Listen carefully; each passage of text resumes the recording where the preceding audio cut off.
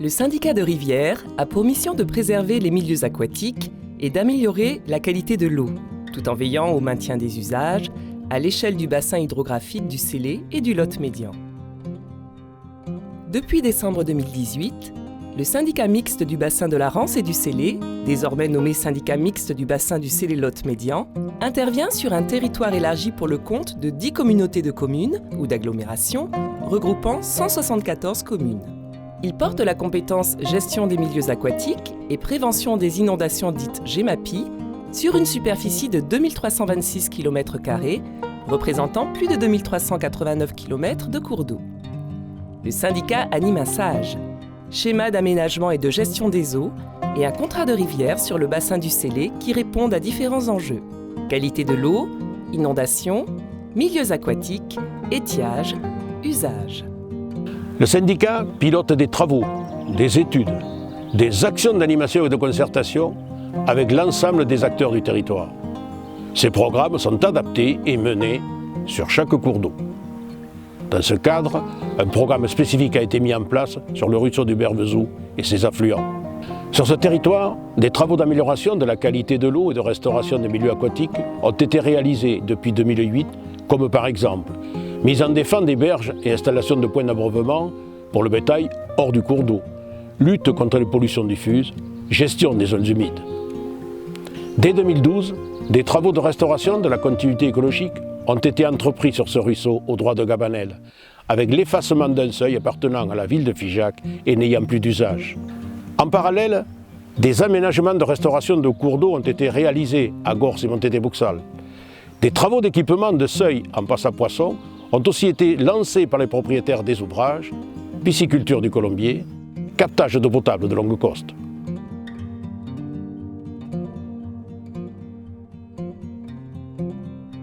Le ruisseau du Goutte-Pérouse, l'un des principaux affluents du Bervezou, fait partie des ruisseaux particulièrement sensibles et dont la préservation est jugée prioritaire de par sa localisation en tête de bassin versant.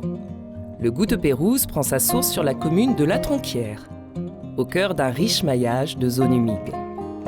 Plus en aval, jusqu'à sa confluence avec le Bervezou, le ruisseau serpente entre prairies et zones boisées. Les programmes menés depuis plusieurs années permettent d'améliorer la qualité de l'eau du Bervezou à Longue Coste, site de captage pour l'alimentation en eau potable de 17 communes du Ségala. C'est à 2 km en aval du bourg de La Tronquière et à 5 km en amont de la station d'eau potable que se situait le plan d'eau du Roc de la France. Ce plan d'eau d'1 hectare, localisé sur les communes de La Tronquière et Lorès, était directement construit sur le ruisseau du Goutte-Pérouse. L'implantation de ce plan d'eau en barrage engendrait de multiples impacts. Un envasement important dû au dépôt de sédiments, des pertes d'eau par évaporation, surtout en période estivale, une dégradation de la qualité de l'eau à l'aval, préjudiciable au bon fonctionnement écologique du cours d'eau. Cela se traduit notamment par un réchauffement de la température de l'eau, jusqu'à 4 degrés supplémentaires l'été, une diminution de la teneur en oxygène et une modification du peuplement piscicole. La présence du seuil de 2 mètres sur le cours d'eau était aussi un véritable obstacle à la continuité écologique, à la fois pour le transit sédimentaire et la libre circulation des espèces aquatiques, en particulier pour la truite fario, espèce emblématique du bassin. Cette espèce a besoin de se déplacer pour accomplir l'intégralité de son cycle biologique, à savoir se reproduire, s'alimenter et croître.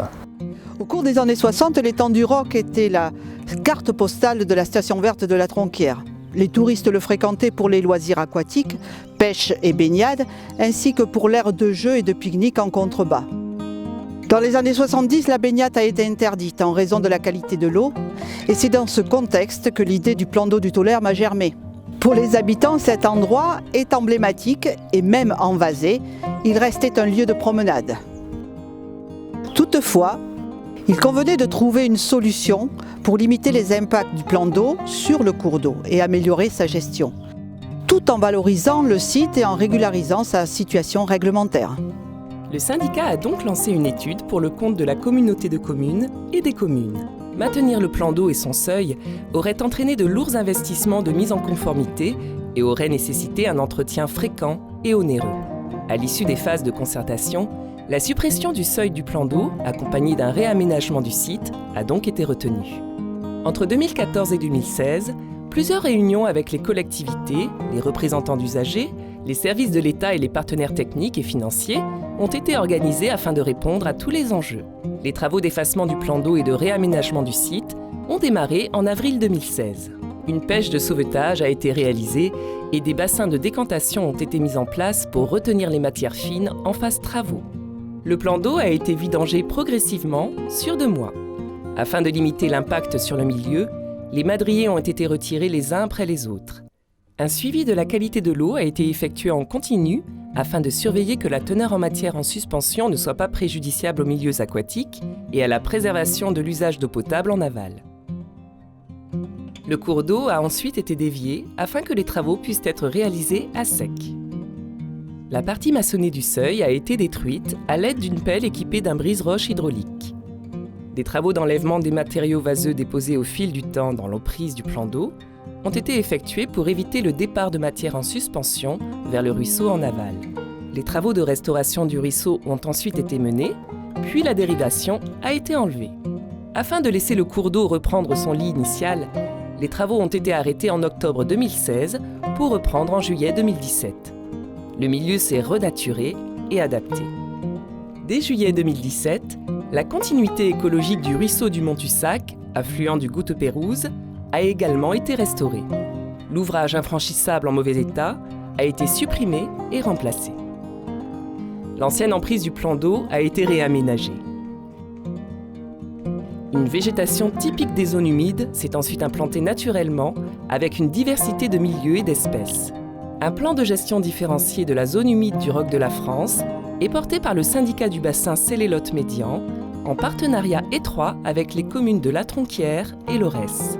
En parallèle, des suivis des populations piscicoles seront poursuivis par la Fédération de pêche du Lot. Donc cette opération a eu un impact très positif. Elle a permis de restaurer une zone humide de plus d'1 hectare et de la reconnecter avec des tourbières et des zones humides avoisinantes. Elle a permis aussi de résoudre un problème et de supprimer un point noir à l'échelle du bassin du Bervezou que constituait le Roc de France, avec une prise d'eau potable légèrement en aval. Cette opération a pu bénéficier du soutien financier de l'Agence de l'eau Adour-Garonne dans le cadre d'un appel à projet lancé en 2016 destiné à supprimer des seuils en travers de cours d'eau classés. Cet appel à projet a permis de régler une centaine de problèmes du type du Roc de France et était dédié à des seuils sans plus aucun usage, sans aucun potentiel de développement hydroélectrique et qui présentaient souvent des états dégradés. L'enveloppe consacrée à ce projet par l'Agence de l'eau s'élève à 280 000 €. La première tranche de travaux d'effacement du plan d'eau a également bénéficié d'un soutien financier de la région Occitanie et de la communauté de communes du Grand Figeac. Cet espace, aujourd'hui nommé le site naturel du Roc de la France, est localisé en bordure de la RD 31 entre Figeac et La Tronquière. Il est accessible à tout public. Il s'agit d'un espace de sensibilisation et de découverte des milieux aquatiques et des zones humides. Le site est aujourd'hui valorisé par un cheminement piétonnier et l'installation de passerelles. Les visiteurs peuvent découvrir une signalétique d'interprétation qui les guide à la découverte des zones humides, du ruisseau et de leurs espèces. Du mobilier complète les aménagements pour accueillir le public. Ce site naturel à vocation pédagogique est unique à l'échelle du Grand Figeac. Très heureux pour le Grand Figeac que d'avoir participé au financement de ce projet à travers le soutien que nous portons au syndicat, mais il est important de se préoccuper de la continuité écologique telle qu'elle est définie aujourd'hui pour nos habitants, pour l'avenir de ce territoire et pour la jeunesse de ce même territoire. Le site, le Roc de France sur lequel nous sommes aujourd'hui, a été très bien aménagé, je m'en félicite et j'espère que les habitants pourront venir en profiter parce que ça fait partie effectivement d'une géologie particulière de notre territoire auquel il faut rester très intéressé.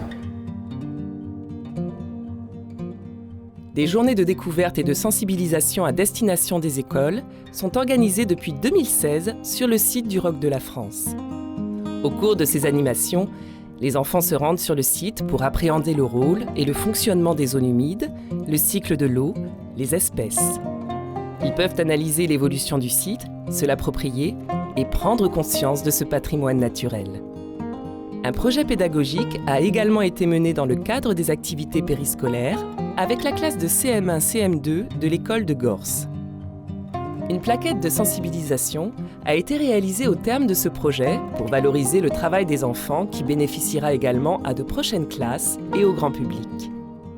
De nouvelles animations sont organisées régulièrement sur le site. En 50 ans, la nature a changé. Les préoccupations ont évolué avec les évolutions de la nature. Personne n'imaginait à l'époque qu'un aménagement donné pouvait avoir des conséquences négatives sur l'environnement. Mais les temps ont changé, notamment le réchauffement climatique va intervenir.